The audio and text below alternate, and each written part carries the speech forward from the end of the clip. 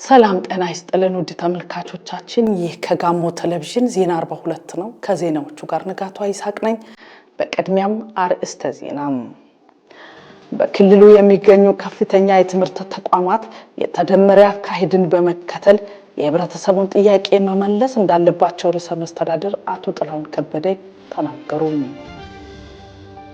በፕሪቶሪያው ስምምነት መሰረት ልማቶችን በመመለስ የትግራይ ህዝብ አገልግሎት እንዲያገኝ አድርጓል ሲሉ ጠቅላይ ሚኒስትር ዶክተር አብይ አህመድ ገለጹ።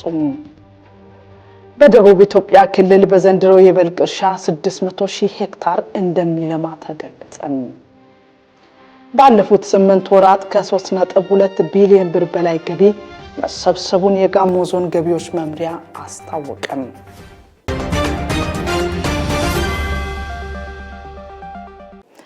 ተመልካቾቻችን አስከትለን ለትንታኔ ወደ ያዝናቸው ዜናዎች እናልፋለን። በክልሉ የሚገኙ ከፍተኛ የትምህርት ተቋማት የተደመረ አካሄድን በመከተል የህብረተሰቡን ጥያቄ መመለስ እንዳለባቸው የደቡብ ኢትዮጵያ ክልል ርዕሰ መስተዳድር አቶ ጥላሁን ከበደ ገለጹ። በክልሉ የሚገኙ የመንግስት ከፍተኛ የትምህርት ተቋማት የጋራ ፎረም መስርተዋል። ለዝርዝሩ ስሳይ ማሙ። የደቡብ ኢትዮጵያ ክልል ርዕሰ መስተዳድር አቶ ጥላሁን ከበደ በወቅቱ እንዳሉት ክልሉ ማዕድንን ጨምሮም እምቅ የተፈጥሮ ሀብቶች አሉት። በክልሉ የሚገኙም ዩኒቨርሲቲዎችና ኮሌጆች ሀብቱን ለማልማት የሚያደርጉት ጥረት የሚበረታታ ነው ብለዋል። ለአብነትም ጂንካ ዩኒቨርሲቲ በአርብቶ አደር ልማት፣ አርባ ምንጭ ዩኒቨርሲቲ በእንሰት፣ ዲላ ዩኒቨርሲቲ በቡና እንዲሁም ወላይታ ሶዶ ዩኒቨርሲቲ በተለያዩ የማህበረሰብ አገልግሎት ያከናወኗቸውን ርዕሰ መስተዳድሩ ጠቅሰዋል። ዲላ ዩኒቨርሲቲ በተናጠል የሰራውን አሁን ከክልሉ መንግስት ጋር ተቀናጅቶ እንዲሰራ፣ የወላይታ ሶዶ ዩኒቨርሲቲው እንደዚሁ በጣም በርካታ የአርሶ አደሩን ህይወት የሚቀይሩ የምርምር ስራዎችን፣ አርባ ምንጭ ዩኒቨርሲቲው በተለይ እንሰት ላይ እየሰሩ ያሉ ስራዎችን በተለያዩ ኤግዚቢሽን ወይም ደግሞ መድረኮች እየተገኘን እውቅና የሰጠን የመጣ ነው። ጂንካ ዩኒቨርሲቲ አርብቶ አደር አካባቢ የሰራ ያለው ስራ የአርብቶ አደሩን መሰረታዊ ጥያቄ ለመመለስ ያደረገ ያለው ስራ ውጤት ያስመዘግበን ያለው። ይሁንናም ዩኒቨርሲቲዎችና ኮሌጆች የሚያደርጉት ጥረት የተናጠል መሆኑን አቶ ጥላሁን ገልጸዋል። ዩኒቨርሲቲዎችና ኮሌጆች የተደመረ አካሄድን በመከተል የህብረተሰቡን ጥያቄ መመለስ እንዳለባቸው ርዕሰ መስተዳድሩ አሳስበዋል። ለዚህም ዩኒቨርሲቲዎቹ ባለሀብቶችን በሚገባ ቢያሳትፉ ስራ አጥነትን በመቀነስ ድህነትን ለማስወገድ ለተጀመረው ጥረት አስተዋጽኦ እንዳለው አመልክተዋል። ፎረሙም ይህን በማሳለጥ ድርሻው የጎላ እንደሚሆን ነው አቶ ጥላሁን ያስረዱት። ለብቻ መስራት ጉልበት ማባከን ነው። የዚህ ፎረም ዋና ዓላማ ለብቻችን ሮጠን ብዙ ርቀት መጓዝ አንችልም። ብዙ ርቀት ለመጓዝ በጋራ መጓዝ አለብን ነው። ላቅ ያለ ውጤት ለማስመዝገብ በጋራ እንስራ። የአርባ ምንጭ ዩኒቨርሲቲ ፕሬዝዳንት ዶክተር አብደላ ከማል በበኩላቸው በክልሉ የሚከናወኑ ሰው ተኮር የልማት ስራዎች ህዝብና መንግስትን እያቀራረቡ እንደሆነ ገልጸዋል። ዩኒቨርሲቲውም ከፎረሙ በጋራ ለመስራት ዝግጁ ነው ብለዋል። በክልላችን ያሉትን የተፈጥሮ ሀብቶች እና በረከቶች በክልሉ ከሚገኙ ዘርፉን ከሚመሩትና ከሚመለከታቸው መስሪያ ቤቶች ጋር በጋራ በመሆን ሀብቶቹን በማጥናትና የጥናቱንም ውጤት ለሚመለከተው በማቅረብ ለክልላችን ብሎ ለሀገራችን እድገትና ብልጽግና እንዲውሉ የበኩላችንን ጥረት እናደርጋለን። በመስራታው ከተገኙ ዩኒቨርሲቲዎችና ኮሌጆች አመራሮች አንዳንዶቹ እንዳሉት ፎረሙ የጥናትና ምርምር ተሞክሮዎችን ለመለዋወጥ እንደሚያግዝ ጠቅሰዋል። ይህም ህብረተሰቡን ይበልጥ ተጠቃሚ ማድረግ ያስችላል ይላሉ። የምርምርና ምርምር ግብአቶችን ወይም ውጤቶችን ሼር ማድረግ ብቻ ሳይሆን እነኛ አደረጃጀቶች ሲጸድቁ በቀላሉ ሪሶርስን ሞቢላይዝ ለማድረግ ለማስገባት ስለሚመች በጣም ጥሩ ነው ብዬ አስባለሁ። ይሄ ፎረም ክልል ውስጥ ያሉ ችግሮችን ወይም የመልማት ፍላጎቶችን ብቻ የሚፈታ ብቻ ሳይሆን እንደ ሀገር ትልቅ አስተዋጽኦ ያበረክታል ብዬ ነው ማስበው። ምርጥ ተሞክሮ ተቀምሮ ወደ ሌሎች ክልሎችም ተዛምቶ መልካም ነገሮችን ያመጣል የሚል እምነት ስላለኝ ፎረሙን የመሰረቱት የአርባ ምንጭ ጂንካም፣ ዲላና ወላይታ ሶዶ ዩኒቨርሲቲዎች እንዲሁም የአርባ ምንጭ ጤና ሳይንስና መምህራን፣ የዲላ ትምህርትና የወላይታ ሶዶ ግብርና ኮሌጆች ናቸው። ዩኒቨርሲቲዎቹና ኮሌጆቹም የመግባቢያ ሰነድም ተፈራርመዋል።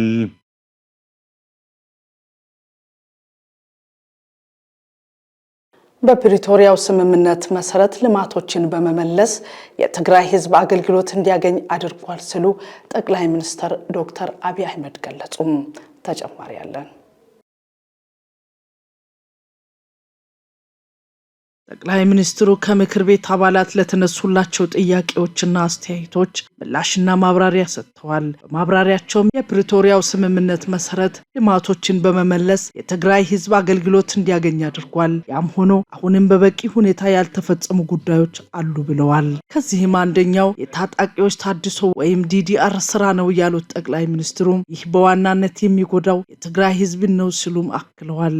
ወጣቶች በታጣቂ ስም ከመቀመጥ ወደ ልማት መሰማራት አለባቸው ያሉት ጠቅላይ ሚኒስትሩ በየወሩ ለልማት መዋል የነበረበት በቢሊየን የሚቆጠር ገንዘብ ለዚህ ስራ ይወጣል ነው ያሉት። ድርድሩም በጣም ከፍተኛ ጠቀሜታዎች አምጥቷል። ባለፉት 2 ዓመታት ምንም አይነት ውጊያ አልነበረም። ትልቅ ነገር ነው። የትግራይ ህዝብ በውጊያው ጊዜ ሰርቪስ አያገኝም። መብራት አልነበረውም። ባንክ ሰርቪስ አያገኝም። ትራንስፖርት ሰርቪስ አያገኝም። በርካታ ችግሮች ነበሩት። መንግስት እንደ መንግስት ፈርሷል። ያን መልሶ የሚያቋቁምና ቤዚክ ሰርቪሶች ፕሮቫይድ የሚያደርግ ኢንትሪም አስተዳደር መፈጠሩ በጣም ጠቃሚና ውጤታማ ተደርጎ ይወሰዳል። በስምምነቱ መሰረት የሚጠበቁ በበቂ ያልተፈጸሙ ጉዳዮች አሉ። አንዱ ዲዲአር ነው። የተወሰነ ሙከራዎች ቢኖሩም ዲዲአር በተሟላ መንገድ አልተፈጸመም። ዲዲአር አለመፈጸሙ ፕራይመሪሊ የሚጎዳው የትግራይ ህዝብን ነው። ማስተማር፣ መቆፈር፣ አገር ማልማት የሚችሉ ወጣቶች በወታደር ስም ተቀምጠው ለትግራይ ክልል የሚሄደውን በጀት እንዳለ ለቀለብ የሚያውሉት ከሆነ ትግራይ ውስጥ ልማት አይመጣም ማለት ነው። በቢሊዮን የሚቆጠር ገንዘብ ነው ለነዚህ ሰዎች የሚውለው በየዓመቱ በየወሩ። ያ ገንዘብ ለልማት ቢውል በርካታ ጠቀሜታ ሊያመጣ ይችላልና ዲዲአሩ ለአጠቃላይ ሰላም ብቻ ሳይሆን ለትግራይ ህዝብ ተጠቃሚ ስለሚያደርግ በተሟላ መንገድ መፈጸም ይኖርበታል። ተፈናቃዮችን ወደ ቀያቸው በመመለስ ረገድም በራያና ጸለምት ጥሩ ስራ ተከናውኗል። በሌሎች አካባቢዎች ግን በተፈለገው ልክ አልሆነም ብለዋል በማብራሪያቸው። ይህ የሆነውም ሰብአዊ ስራና ፖለቲካ የሚቀላቅሉ ኃይሎች በመኖራቸው ነው ያሉት ጠቅላይ ሚኒስትሩ፣ ነገር ግን የትግራይ ጊዜያዊ አስተዳደር ባለፉት 2 ዓመታት ተጨማሪ ጦርነትን በማስቀረት ረገድ ከፍተኛ ስራ አከናውኗል ብለዋል። ጊዜያዊ አስተዳደሩ የተሰጠው የ2 ዓመት ጊዜ በማለቁም የህግ ማሻሻያ የሚፈልግ ጉዳይ አለ። ህግ ሲሻሻል ደግሞ የነበሩ አፈጻጸሞች መገምገም አለባቸው ነው ያሉት። በዚህም የፕሪቶሪያውን ስምምነት ባከበረ መልኩ መጠነኛ ለውጥ ከተካሄደ በኋላ ጊዜያዊ አስተዳደሩ ስራውን እያከናወነ ህዝቡን ለምርጫ የሚያዘጋጅ ይሆናል ሲሉም ገልጸዋል። ይህን በተመለከተም ጊዜያዊ አስተዳደሩ አመራሮችና ሌሎች ባለድርሻ አካላት ጋር ውይይቶች እየተደረጉ ነው ያሉት ጠቅላይ ሚኒስትሩ በዚህ ሂደት ስራዎች ተገምግመው የግለሰቦች መቀያየር ሊኖር ይችላል ሲሉም ተናግረዋል። በደቡብ ኢትዮጵያ ክልል በዘንድሮ የበልግ እርሻ 600,000 ሄክታር እንደሚለማ ተገለጸ። በጋሞ ዞን አርባ ምንጭ ዙሪያ ወረዳ የበልግ እርሻ ማስጀመሪያ ፕሮግራም ተካሂዷል። ዘገባው የጴጥሮስ ገመቹ ነው። ስሳይ ማሙ ያቀርበዋል። የክልሉ ግብርና ቢሮ ኃላፊም ዶክተር መሪሁን ፍቅሩ በወቅቱ እንዳሉት በክልሉ ለበልግ እርሻ ጥሩ እንቅስቃሴ እየተደረገ ነው። በበልግ እርሻው በክልሉ 600,000 ሄክታር እንደሚለማ ኃላፊው ገልጸው ከተጠቀሰው መሬት 50 በመቶው በኩታ ገጠም የሚካሄድ ነው ብለዋል። በዚህ ወረዳ የዚህ የጋንታ ካንቻሜ ቀበሌ ክላስተር እርሻ በምን ደረጃ ነው እየተመራ ያለው? ለሌላውስ ከዚህ ምን ትምህርት ሊወሰድ ይችላል? አርሶ አደሩ ምን እየተማረ እርስ በርስ ሊያልፍ ይችላል? አርሶ አደር ማለት ሁሌም እንደሌላው አካል በጽሁፍ በንባብ በመስማት ብቻ የሚማር አይደለም። አርሶ አደር በማየት ያየውን በመንካት ነው የሚያምነው። ዛሬ የክላስተር እርሻ ወይ የኩታ ገጠም እርሻ በክልል ደረጃ ያስቀመጥነው ከ600,000 በላይ ሄክታር አለ ባዝሪት ሰብል። ይሄንን ከዚህ ላይ 50%ን በክላስተር ወይም በኩታ ገጠም እናለማለን ብለናል። ኩታ ገጠም እርሻም የቴክኖሎጂ አጠቃቀምን ከማሻሻል ባሻገር የአርሶ አደሩን አብሮነት የሚያጠናክር መሆኑን ዶክተር መሪሁን አመላክተዋል።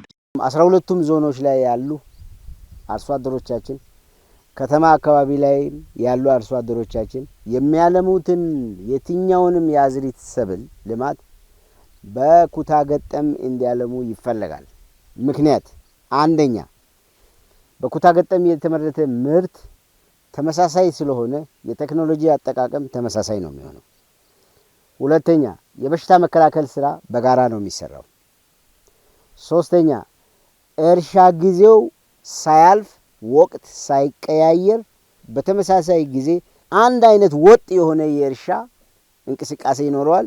የጋሞ ዞን ግብርና መምሪያ ኃላፊ አቶ ማጌሶ ማሾሌ በበኩላቸው በዞኑ 123000 ሄክታር በበልግ አዝመራ እንደሚሸፈን ገልጸዋል። ከዚህ ውስጥ ከ35000 በላይ ሄክታር በበቆሎ ሰብል የሚለማ ሲሆን ኩታ ገጠም እርሻን ያካትታል ብለዋል።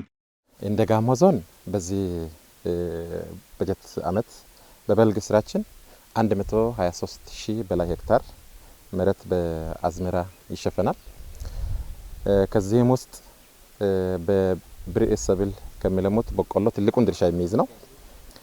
ከ35 ሄክታር ያላነሰ ቦታ ላይ ነው በቆሎ የምናለማውና ከ35000 ሄክታር በቆሎ ውስጥ 20000 በላይ የሆነ ሄክታር የሚለማው በኩታ ገጠም። ከበልግ እርሻው 37 ኩንታል በሄክታር ለማግኘት መታቀዱን ጠቁመው ይህን ለማሳካት ርብርብ እየተደረገ እንደሆነ ኃላፊው ጠቅሰዋል። ሰብል ምርታማነትን ለማሻሻል በጋራ ከማረስ ከመዝራት ምርት እስከ መሰብሰብ ድረስ ያለውን ስራ በጋራ ተያይዞ እንዲሰሩ በማድረግ ምርታማነት ግብ በበቆሎ ላይ የተቀመጠው የምርታማነት ግብ የዞናችን 37 ኩንታል በሄክታር ነው በመደበኛው። በክላስተር ሲሆን ደግሞ 40 ኩንታል በሄክታር ለማግኘት ግብ ተጥሎ ነው እየተሰራ የሚገኘው ማለት ነው። ስለዚህ ይህን ስራ ለማሳካት እንደ ዞናችን 20000 በላይ በሆነ ሄክታር ላይ ልዩ ርብርብ እየተደረገ ይገኛል። የአርባ ምንጭ ዙሪያ ወረዳ አስተዳዳሪም አቶ አለማየሁ ዛይቴም በወረዳው በበልግ እርሻ 11000 ሄክታር እየለማ መሆኑን ገልጸዋል። ከዚህም 976 ኩንታል ምርት ለመሰብሰብ ታቅዶም እየተሰራ እንደሆነም አስተዳዳሪው ተናግረዋል። ለበልግ እርሻ እቅድ ስኬት ክትትልና ድጋፍ እየተደረገ ነው ብለዋል። በክላስተር ይሄ መቃቶ ክላስተር እንዲሁ ስናይ ከ270 ሄክታር ያላነሰ እርሻ ነው እዚህ ክላስተር ላይ የሚገኘውና አርሶ አደሮችም ይህን ወቅት እጅግ በጣም ስንከታተል ነው እኛም የቆየ ነው። እንደ ወረዳ አጠቃላይ ከ11000 ሄክታር መሬት በዚህ በልግ አዝመራ እናለማለን። ከ976 ኩንታል በላይ ምርት እናገኛለን ብለን ነው አቅደን ወደ ስራ የገባ ነው።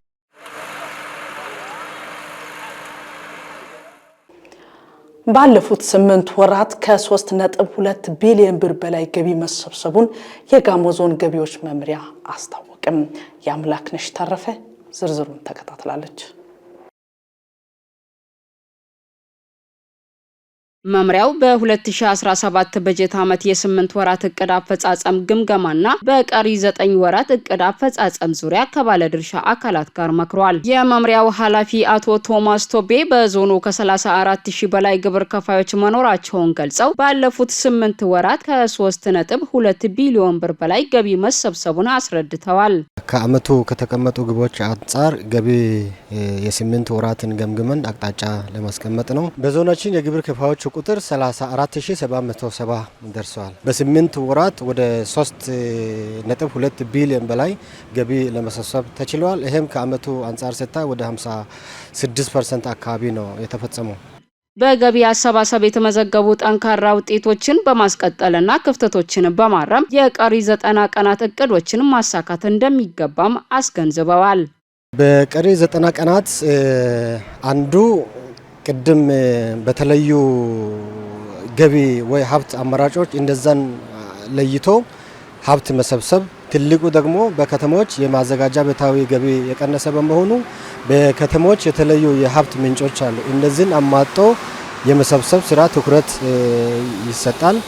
ሌላው ደግሞ ውዝብ ስራዎች ላይ በተለይ ከተሞች ላይ የሊዝ መሬት ግብር የውዝፍ ግብሮች አሉ። ቀጣይም ደግሞ ህገወጥ ቁጥጥር ጋር ተያይዞ የሚሰሩ ስራዎች በስፋት አሉ። በጥቅሉ በዚህ በቀሪ ወራት ወደ 2.5 ቢሊዮን አካባቢ ገቢ ለመሰብሰብ ትልም ተይዞ እየተሰራ ነው ያለው። የመረጃ አያያዝ ክፍተት፣ የደረሰኝ ቁጥጥር ማነስ፣ ውዝፍ ገቢን አሟጦ አለመሰብሰብ በዘርፉ የሚስተዋሉ ክፍተቶች መሆናቸው ተጠቁሟል። ከማህበረሰቡና ከባለድርሻ አካላት ጋር በመቀናጀት በአፈጻጸም የተስተዋሉ ክፍተቶችን በቀሪ 90 ቀናት ለማረም እንደሚተጉ የመድረኩ ተሳታፊዎች ተናግረዋል። እንደኛ ወረዳ አሁን ያለንበት ደረጃ ወደ 63.5% አካባቢ ነው ያለነው እና ይሄን በአጭር ጊዜ ውስጥ በ90 ቀን ውስጥ ለማሳካት ሁላችንም ከወረዳው ከፍተኛ አመራር እስከ ታችኛው ፈጻሚ ባለሙያ ድረስ ቃል ገብተን እየሰራን ያለነው። ጉድለቶችና ጥንካሬዎቹ ተለይቷሉ። እነዛ ጉድለቶቻችን ለይተን እኛ ርብርብ ማድረግ አለብን። በመናደርጋቸው በእያንዳንዱ ርብርቦች ስራዎቹ ላይ ህብረተሰቡ ከኛ ጎን መቆም አለበት። በመክፈልም በመተባበርም ግብር መክፈል የዜግነት ግዴታ መሆኑን ሁሉም ህብረተሰብ ማወቅ አለበት። ስለዚህ በዛ ልክ ስለሆነ ህብረተሰቡ ከኛ ጎን የሚቆም ከሆነ ተቀናጅተን ውጤቱን እናሳካለን። የጋሞ ዞን ሰራተኛና ማህበራዊ ጉዳይ መምሪያም ለሴክተሩ ሰራተኞች ተሻሽሎ በተዘጋጀ አሰራርና ሰራተኛ አዋጆች፣ ደንቦችና መመሪያዎች ላይ የግንዛቤ ማስጨበጫ ስልጠና ሰጠም። ዘገባው የበረከት መስፍን ነው። ፋሲካ ጸጋይ እንደሚከተለው ታቀርባለች። የጋሞ ዞን ሰራተኛና ማህበራዊ ጉዳይ መምሪያ ኃላፊ አቶ ዳባሮ ዳርጮ በወቅቱ እንዳሉት ተቋሙ የሰራተኛውን ደህንነት፣ የስራ አካባቢ መሻሻል፣ የስራ ስምሪት አገልግሎት፣ የአካል ጉዳተኛ ተሳታፊነትና ተጠቃሚነት እንዲሁም በሌሎች ጉዳዮች ፍትሃዊነት እንዲሰፍን የመፈጸምና የማስፈጸም ተልዕኮ የተሰጠው ተቋም መሆኑን ገልጸዋል። በርካታ ህብረተሰቦችን ተጠቃሚ የሚያደርግ ሴክተር ከመሆኑ አንጻር በተለይ የሰራተኛውን ጤንነትና ደህንነት ማስጠበቅ እንዲጠበቅ ማድረግ፣ የስራ አካባቢን ምቹ ማድረግ፣ ከዛም አልፎ ዜጎች በኢኮኖሚ በማህበራዊ ችግሮች ምክንያት በደህንነት ተጋላጭ የሆኑ ህብረተሰብ ክፍሎችን ጭምር ያካተተ መስሪያ ቤት ነው። ስልጠናው በተለያዩ ጊዜያት ተሻሽለው የወጡ አዋጆች፣ ደንቦችና መመሪያዎች ባለድርሻ አካላት በአግባቡ ተረድተው ተግባራትን ማከናወን እንዲችሉ ታስቦ የተዘጋጀ መሆኑን አስረድተዋል። ተግባራትን ሲፈጽም የወጡ ደንቦችን፣ አዋጆቹን ከህገ መንግስቱ ጀምሮ እነዚህን በደንብ ጠንቅቆ ማወቅ ያስፈልጋል። ስለዚህ ዛሬ ላይ የምንሰጠው ስልጠና ፈጻሚዎችና ኃላፊዎች ሴክተሩን ሲመሩ እነዚህን መመሪያዎችና ደንቦችን አውቀው ወደ ተግባር መግባት ስላለባቸው አጠቃላይ በሴክተራችን ያሉ ፈጻሚ አካላትን ጠርተን ስልጠና እየሰጠን ነው የምንገኘው። የስልጠናው ተሳታፊዎች የቀረቡ ሰነዶች ተጨባጭ ለውጥ ለማምጣት እንደሚያግዙ በመጠቆም ለተፈጻሚነቱ በትኩረት እንደሚሰሩ ተናግረዋል። ስልጠናው በጣም ጥሩ ነው። የተሻሻሉ አዋጆችን፣ ሰራተኛ የስራው ሁኔታ በተመለከተ የተለያዩ ነገሮችን አይተናል። በተጨማሪም በጣም እዛም መስሪያ ቤትም ግንዛቤ ለማስጨበጥ በቂ ስልጠና እየወሰደን እንገኛለን። በሰራተኞች ላይ የሚደርስ ጥቃቱ እንዳይደርስባቸውና ሴክተራል ላይ ያሉት ባለሙያዎችም የራሳቸውን መብትና ግዴታውን አውቆ እንዲሰሩና ከዚህ በፊት ያሉት የተሻሻሉ ጭምር ተጨማሪ ስልጠና በመሰጠቱ በጣም ደስ የሚል ጊዜ ነው እያሳለፍን ያለ ነው። ቀጣይ ለስራ ያሉ ነገሮችን መንገድ እየከፈተ ግንዛቤያችን በሰፊ አድጎ ያሉ ማህበራዊ ችግሮችን ማህበራዊ የምንላቸው የማህበራዊ መሰረት የሚባሉ የማህበረሰብ ክፍሎች ላይ ወርደን እንድንሰራ የሚያደርግና የሰራተኞችን መብት የአሰሪዎችን መብትም ግዴታም አላቸው። እኩል መብትም ግዴታም ይኖራቸዋል። እነዛ መብቶችንና ግዴታቸውን ለይተን የምናስፈጽምበት መብታቸው እንዲጠበቅ ግዴታቸውን እንዲወጡ ለማድረግ በቂ ግንዛቤ የምናገኝበት መድረክ ሆኖ አግኝቼዋለሁ። ከተሞች ከሚያመነጩት ሀብት ገቢን በተገቢው መልኩ መሰብሰብ እንደሚገባ ተገለጸም። የገቢ አሰባሰብ ሂደትና ቀጣይ የትኩረት አቅጣጫዎችን በማስመልከት የውይይት መድረክ በጌዲዮ ዞን ዲላ ከተማ ተካሂዷል። ዘገባው የደግሰው በቀለ ነው። ፋሲካ ጸጋይ ታቀርበዋለች።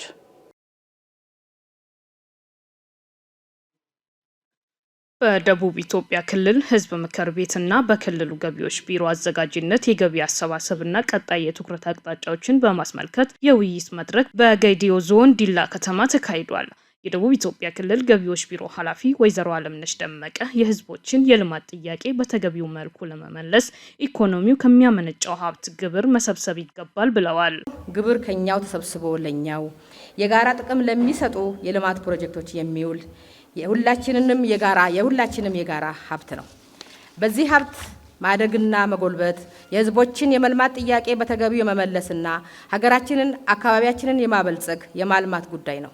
በመሆኑም ሁላችንም ለገቢ አሰባሰባችን ውጤታማነት የድርሻችንን ልንወጣ ይገባል። በግብይት ወቅት ደረሰኝ አለመስጠት፣ በሐሰተኛ ደረሰኝ ገቢን ማጭበርበርና ህገወጥ የንግድ እንቅስቃሴ በገቢ አሰባሰብ ላይ ከፍተኛ ተጽዕኖ እያደረሰ እንደሆነ በመግለጽ መሰል ችግሮችን ለማስወገድ መንግስት ከሚሰራው ተግባር በተጨማሪ ሁሉም ህብረተሰብ የድርሻውን ሊወጣ እንደሚገባ አስገንዝበዋል። በዋናነትም የገቢ አሰባሰብ ስርዓቱን በማዘመን ከሌብነትና ከብልሹ አሰራር የጸዳ ለማድረግ የታክስ ግንዛቤያችን ያደገና የሚጠበቅባቸውን ግብር በፈቃደኝነት የሚወጡ ግብር ከፋዮችን ለመፍጠር በተለያዩ አማራጮች የትምህርትና የግንዛቤ ማስጨበጫ ስራዎችን የማከናወን የግብር ህጉን ለማስከበር የሚያስችሉ እርምጃዎችን በመውሰድ ሰፋፊ ስራዎችን እየሰራን እንገኛለን። እነዚህ ተግባራት የህዝቡን ሰፊ ተሳትፎ በእጅጉ የሚጠይቁ ጉዳዮች ናቸው። የደቡብ ኢትዮጵያ ክልል ህዝብ ምክር ቤት አፈ ጉባኤ አቶ አለማየሁ ባውዲ የልማት ጥያቄዎችን ምላሽ ለመስጠት በተከናወኑ ስራዎች አበረታች ለውጦች እየተመዘገቡ መሆኑን ገልጸው የግብር አሰባሰብ ባህልን ማዘመን እንደሚገባ የገለጹት አቶ አለማየሁ ህገወጥ ተግባራትን ለመከላከል ማህበረሰቡ ከመንግስት ጎን መቆም እንደሚገባው አስገንዝበዋል። ለትውልድ የሚሻገር መሰረተ ልማት ለማስተላለፍ፣ ለማስፋፋት ሁለንተናዊ የኢኮኖሚ ልማትን ለማረጋገጥ ማህበራዊ ብልጽግናን ለማረጋገጥ ሀብት በጣም ወሳኝ ነው። ቢሮው ከምንም በላይ ሀብት ለመሰብሰብ አቅምን አሟጦ መሰብሰብ ላይ ቢሮ ብቻውን ሳይሆን የሁሉም ማህበረሰብ ርብርብ የሚጠይቅ ነው። የዲላ ከተማ ከንቲባ አቶ ዳንኤል ሽፈራው ከተማዋን ለኑሮና ለኢንቨስትመንት ተመራጭ ለማድረግ በርካታ ስራዎች መከናወናቸውን በመግለጽ ገቢን አሟጦ ከመጠቀም አኳያ ያሉ ክፍተቶችን ለመሙላት በትኩረት መሰራት ያስፈልጋል ብለዋል። የቲቢ በሽታን ለመከላከልና ለመግታት ትኩረት ተሰጥቶ እየተሰራ መሆኑን የጤና ሚኒስትር ዴኤታ ዶክተር ደረጀ ዱጉማ ገለጹ። ዮሐንስ ባይሳ ተጨማሪ አለው። 19ኛው ዓመታዊ የቲቢ ምርምር ጉባኤና የ2017 ዓ.ም የዓለም ቲቢ ቀን በአርባ ምንጭ ከተማ ተካሂዷል።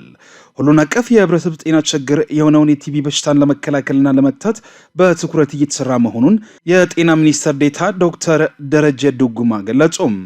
አሁን ያለውን የስርጭትና የሞት ምጣኔ በእጅጉ ለመቀነስ ሰፋፊ ጥረቶች በዓለም አቀፍ ደረጃ በእኛም ሀገር ተይዟል። በተለይ በ2030 እና በ2035 ቲቢን እጅግ ዝቅ ባለ መንገድ የማህበረሰብ ጤና በማይሆንበት ደረጃ ለመቀነስ ትላልቅ ግቦች በዓለም አቀፍ መንግስታት ተይዟል። እሱን እኛም ወስደን እየተገበርን እንገኛለን። ለዚህ ደግሞ ትልቅ ግብዓት የሚሆን ጥናቶችና ምርምሮች ናቸው። የህብረተሰቡን ግንዛቤ ማሳደግና በሽታውን ለመግታት ከ100 በላይ ጥናትና ምርምሮች መከናወናቸውን ጠቁመዋል። ከነዚህ ጥናትና ምርምሮች መካከልም 20ዎቹ ተመርጠውም በመድረክ ላይ እየቀረቡ መሆኑን ተመላክቷል። ዛሬ በተለይ በስፋት የምናየው ምን አይነት ጥናቶች ምርምሮች ተሰርተዋል በቲቢ ላይ እስካሁን ያለውን ውጤት እንዴት ነው በምርምር የምናየው የቀሩ ነገሮች ምንድናቸው የሚለው ይታያል። እንግዲህ ለዚህ ኮንፈረንስ ከ100 በላይ የሚሆኑ ምርምሮች መጥተዋል። ከዛ ውስጥ 20 አካባቢ ቢሆኑትን መርጠን እናቀርባለን። ከዚህ ቀደም የቲቢ በሽታን መርምሮ ለማሳወቅ 3 ቀናት እንደሚፈጅ አስታውሰው አሁን ላይ በደቂቃዎች ማሳወቅ የሚችል 1000 ማሽን ለ140 በላይ ተቋማት ተደራሽ መደረጉን ዶክተር ደረጀም ተናግረዋል። እንደሚታወቀው ቲቢን የመከላከልና የመቆጣጠር ፕሮግራማችን በርካታ ውጤቶችን ያስመዘገበ ፕሮግራም ነው። ቀሪ በርካታ ስራዎች በቀጣይነት የሚጠብቁን ቢሆንም ውጤቱ በጥሩ መንገድ የሚታይ ነው። በተለይ ደግሞ ማህበረሰቡ ስለ ቲቢ እንዲያውቅ ማድረግ፣ መከላከያ ዘዴዎችን አውቆ እንዲያረግ፣ ጤና ኤክስቴንሽን ሰራተኞቻችን ቲቢ ህሙማንን ለይቶ ወደ ጤና ተቋማት እንዲልኩ ማድረግ ላይ ሰፊ ስራዎች ተሰርተዋል።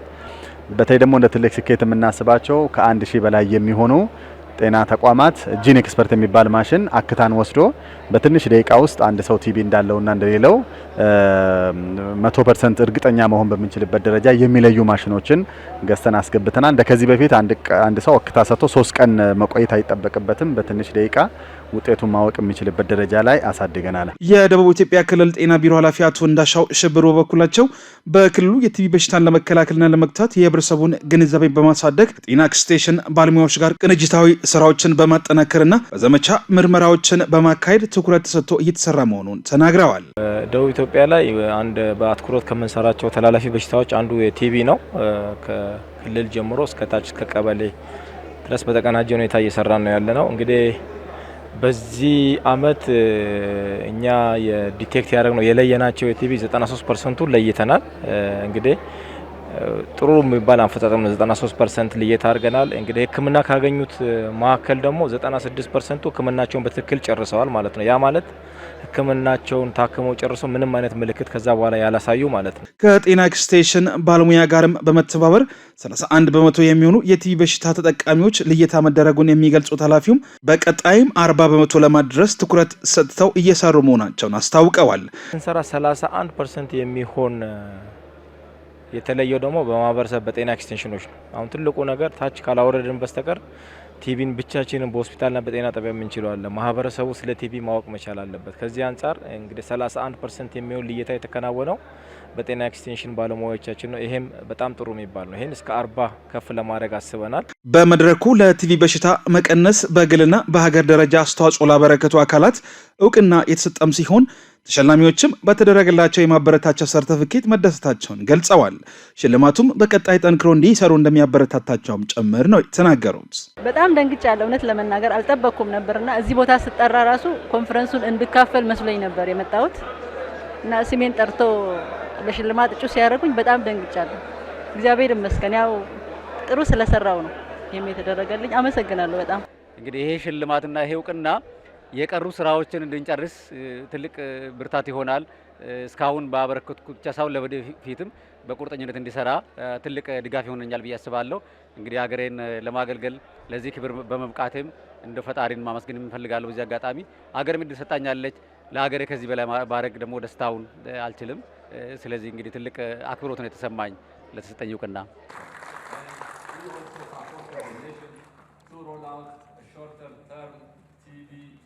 ከውጭም የእስራኤል ጠቅላይ ሚኒስትር ቤንያሚን ኔታንያሁ መስከረም ሐማስ ያደረሰው ጥቃት ሊደርስ እንደሚችል መገመት ባለመቻላቸው የአገሪቱ ደህንነት ኃላፊ ከስልጣን አባረሩ። ስራክ ሳለ ዝርዝሩን እንደሚከተለው ያቀርበዋል። የእስራኤል ካቢኔ ሐሙስ ባደረገው ስብሰባ እንደ አውሮፓውያን አቆጣጠር ጥቅምት 2021 የሺን ቤት ዋና ኃላፊ ሆነው ለ5 ዓመት የተሾሙት ሮነን ባርን ከስልጣን መነሳታቸውን አጽድቋል። ኔታንያሁ ባርን ከስልጣን ለማንሳት ማሰባቸውን እሁድ ዕለት በቪዲዮ ባስተላለፉት መግለጫ አስታውቀዋል። በሁለቱ መካከል የቀጠለው ያለመተማመን በየጊዜው መስፋቱን በምክንያትነት ጠቅሰዋል። እርምጃው ቁጣን የቀሰቀሰ ሲሆን በኢየሩሳሌም የጸረ መንግስት ሰልፎችን እየበለጠ አቀጣጥሏል።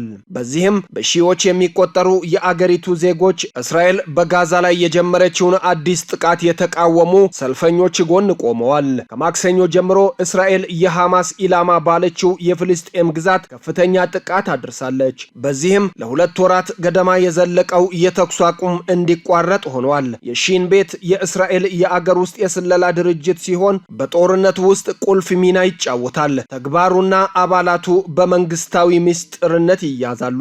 ባር ከስልጣን እንዲባረሩ መወሰኑን ፖለቲካዊ ስሉ ገልጸውታል። ቀንደኛ የኔታንያሁ ተቺና ከኃላፊነታቸው የመባረር ሂደት የገጠማቸው የእስራኤሉ ጠቅላይ አቃቤ ሕግ ጋሊ ባህራቭ ሚያራም የድርጊቱ ህጋዊነት እስካልተገመገመ ድረስ ባር ከስልጣን ሊባረሩ አይችሉም ሲሉ ተከራክረዋል።